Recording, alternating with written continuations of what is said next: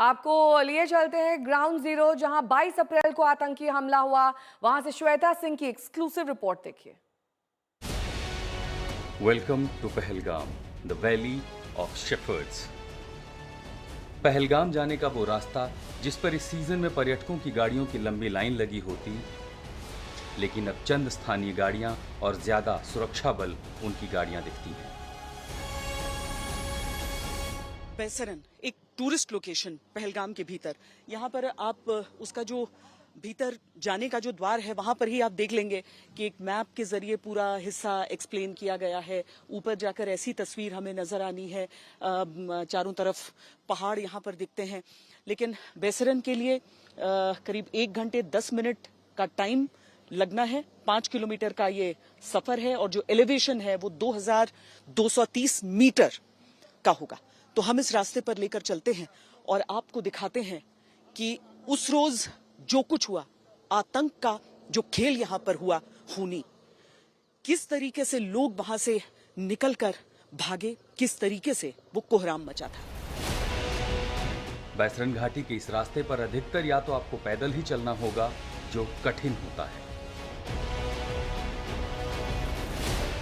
लेकिन उस दिन कुछ इसी तरह लोग पैदल कुछ टट्टू के सहारे बैसरन घाटी तक पहुंचे। मेन रास्ते पे इतना ज्यादा कीचड़ है कि चलना मुश्किल है। आमतौर पर लोग यहाँ पर टट्टुओं पर या घोड़ों पर जाते हैं, जो कि सामान्य है। अभी घोड़े नहीं चल रहे हैं इस रास्ते पर क्योंकि जो सैन्य ऑपरेशंस हैं वो चल रहे हैं। लेकिन हमने तय किया कि हम पहाड़ के ऊपर से आगे बढ़ने की कोशिश करें। आज ये घाटी, ये रास्ता वीरान पड़ा है, लेकिन 22 अप्रैल तक इसी रास्ते से मिनी स्विट्जरलैंड कहे जाने वाले बैसरन घाटी तक लोग पहुंचे होंगे। लेकिन उन्हें अंदाजा भी नहीं रहा होगा कि 22 अप्रैल का वो दिन खुशियों में आतंक की खलबली मचाने जा रहा है।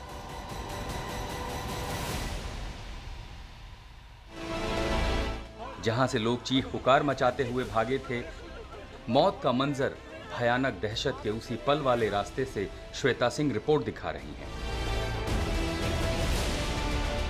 देखिए, चढ़ने के लिए घोड़ों का इस्तेमाल है, पर जब ये सभी पर्यटक जान बचाकर वापस भाग रहे होंगे तो आप सोचिए कि इस तरह के रास्ते में वो मंजर कितना भयावह रहा होगा।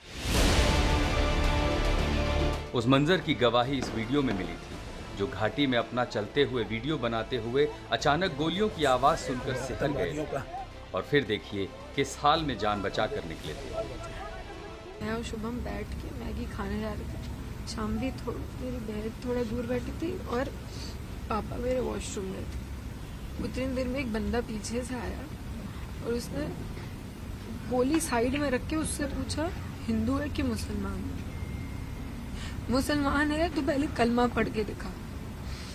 जैसे कि हमें पता ही नहीं, हम पीछे पलट के देखे हो क्या रहा है। हम उसकी तरफ स्माइल करके पूछे, भैया क्या हुआ? कह रहे हिंदू है मुसलमान। मैंने कहा हिंदू, मार दिया।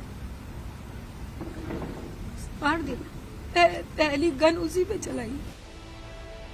आतंक के दलदल से किसी तरह बचकर भागते लोगों के छूटे हुए जूते चप्पल की निशानी अब भी घाटी के रास्ते में नजर आती है, जो बताती है कि जान बचाना 22 अप्रैल को कितना कठिन हो चुका था। वहां से भागते हुए इन जूते चप्पलों को गिरे हुए आप नीचे देखिए। जो बड़े थे, जो बच्चे थे, सबके जूते, टोपियां आपको इस पूरे हिस्से में दिख जाएंगी। इस इलाके को अभी इस पर कोमिंग ऑपरेशन चल रहा है, लेकिन सीधे तौर पर समझिए कि इस पूरे इलाके में अभी भी उस आतंक के, उस बर्बादी के वो तमाम निशान आपको दिख जाएंगे। इन सारी चीजों को देखकर आपका खून खौल उठेगा कि आखिर किस तरह की परिस्थितियों में मजबूर कर दिया होगा इन लोगों ने, किस तरह का वो आतंक रहा होगा, कैसा वो खूनी खेल कि लोग यहां से इस तरीके से अफरा तफरी में, हड़बड़ी में यहां से भागे थे। आतंकी कहां गए, किस रास्ते गए, उस जंगल से भी आपको रिपोर्ट हम कुछ ही देर में दिखाने वाले हैं, जिनकी तलाश में इस वक्त बड़ा ऑपरेशन चल रहा है।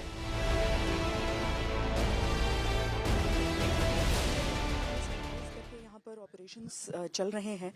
ये तलाशने की कोशिश की आतंकी कहाँ हो सकते हैं। पीछे जो हरे रंग का बाड़ा आप देख रहे हैं उसके पार ही वो पूरा मेडो है। इसी हिस्से से होते हुए दौड़ते हुए लोग यहाँ से भागने की, जान बचाने की अपनी कोशिश कर रहे थे। बहुत कठिन एरिया है, बहुत ही मुश्किल एरिया है और सुरक्षा बलों के सामने उतनी ही बड़ी चुनौती कि कैसे आखिर वो ऐसे इलाके से इन आतंकियों को ढूंढ निकालें।